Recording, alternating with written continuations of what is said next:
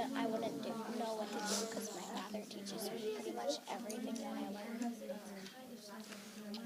What I realized if like my father died, well, first of all, like my mom used to teach me everything like indoors, like washing dishes, all that stuff, like chores.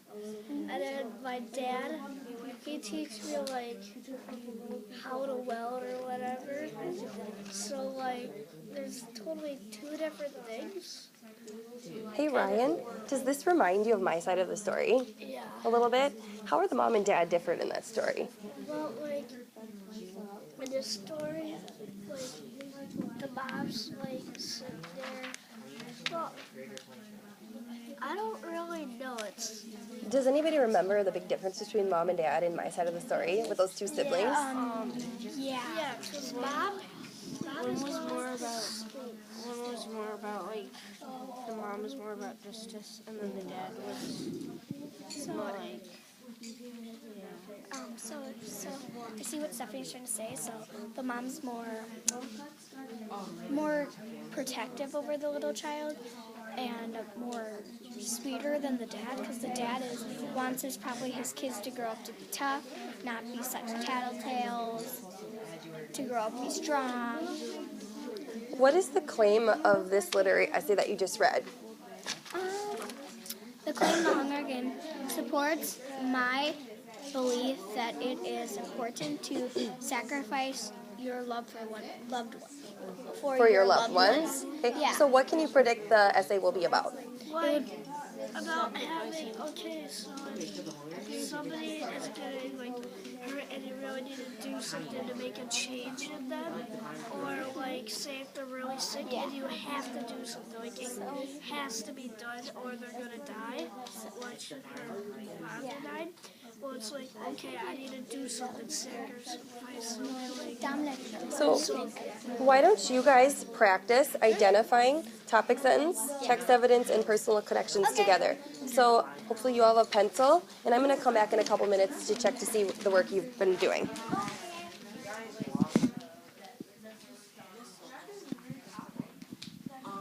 So I was supposed to do it, and it feels like they don't really talk a lot about the book in this paragraph right here. This is all personal connections.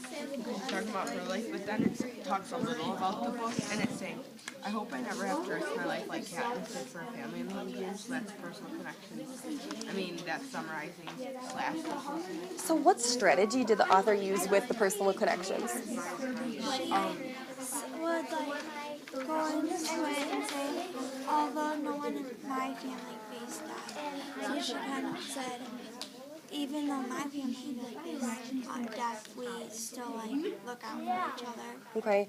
So did the author use personal connections as strongly in the other paragraphs?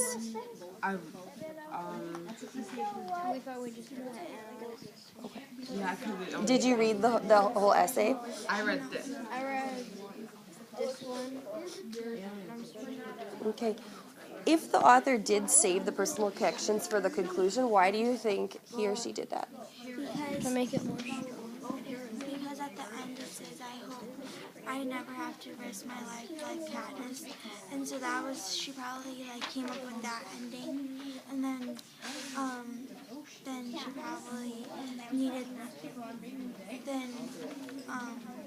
she had to put that in there so she could come up with that ending. Okay, I want you guys to look at the claim in the introduction and the topic sentence in the conclusion. What are you noticing about the two sentences? The claim in the intro and the topic sentence in the conclusion. She hardly really changed them. Like, what she said, the Hunger Games conclusion, I believe, said it's important to sacrifice for your loved one. And then she said, I believe it's important to sacrifice for family and loved ones. Remember, our introduction and our conclusion are supposed to do what?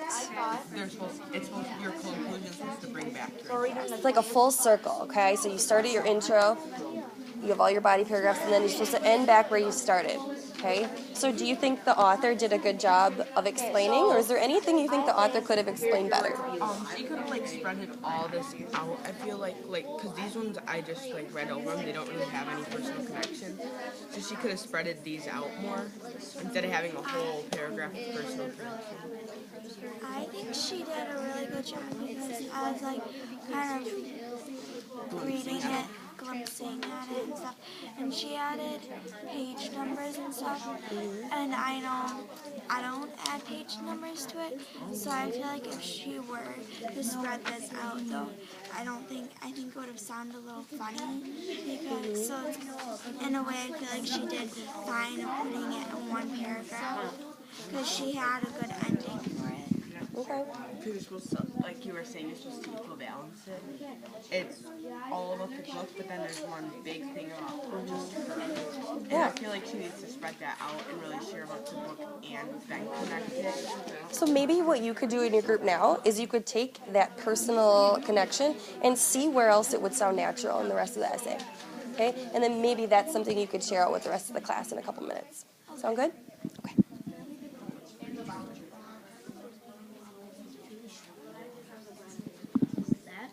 Hi guys. So what's some of the work you guys have been doing? We got So are you identifying first? And then discussing as you identify? Okay. And then kind of the moral for like harmony was this radical thing was sacrifice to let your family thrive. Yeah, that's kind of the moral of it. Is like the moral. Okay. What are you noticing about the claim in the introduction and the topic sentence in the conclusion? It's like the same thing, but they're adding on. Okay. How are they adding on? They're giving a reason. Yeah, they're giving the evidence to each claim instead of like just briefing you on it. Okay. Like that's what they did in the introduction. They like briefed you on the topics and then they went into detail on the books. Is there anything you think the author could have explained better in this essay?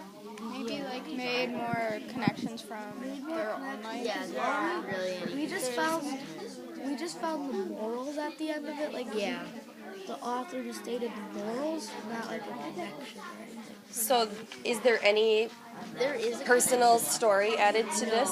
Not at all? Text-to-text connection. There's a text to a text. life connection, like military families and people who run from their country, but it's not like personal. It's not personal, but it's a connection from outside. It's a real life connection, right? Yeah. Okay. So what are you guys thinking about when it comes to your own literary essays and adding these connections? I think mine's gonna be kind of hard. I don't know. It's very confusing. And I know your book talked about stereotypes a lot. Yeah, that was It's a really good book. I'm reading it. yeah. It is. It kind of goes like all over the place. Yeah, it is. It's kind of easy to relate to. It's Like it mentions this right here, then it mentions this over here, then like 50 pages later it mentions this again. If you could add anything to this literary essay, I'd add personal. where would you specifically add?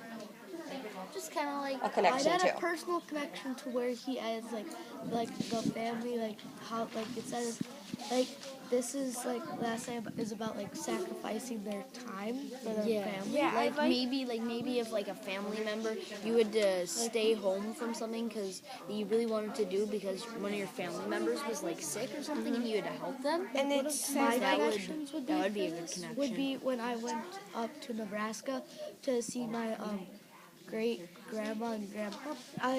All we did was hang out with them because they live so far away. We don't go up there. So that'd be like a connection to like sacrificing my time to help them. like if this was your essay, that's Yeah. your personal connection you would add? Yeah. Awesome. Okay.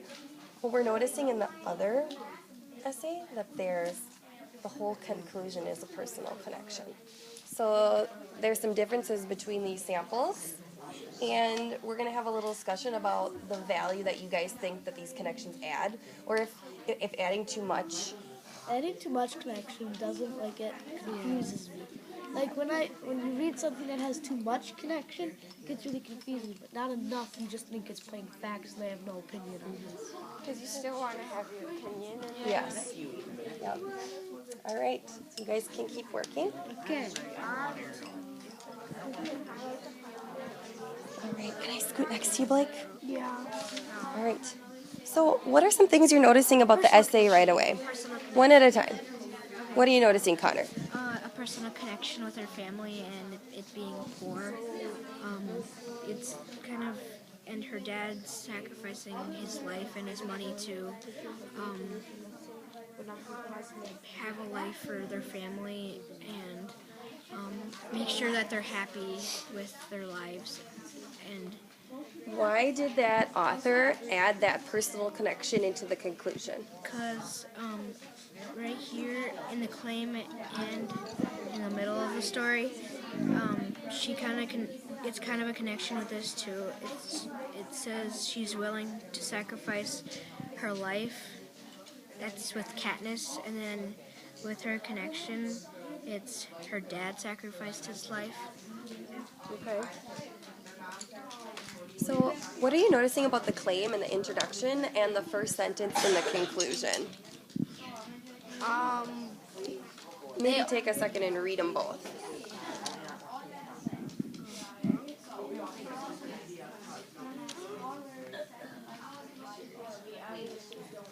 Well, they say the claim again in the conclusion in the first sentence.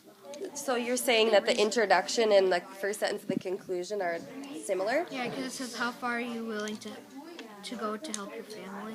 Why do you guys think that the author made the introduction claim and the conclusion very similar? Why do you think? Anyone can share.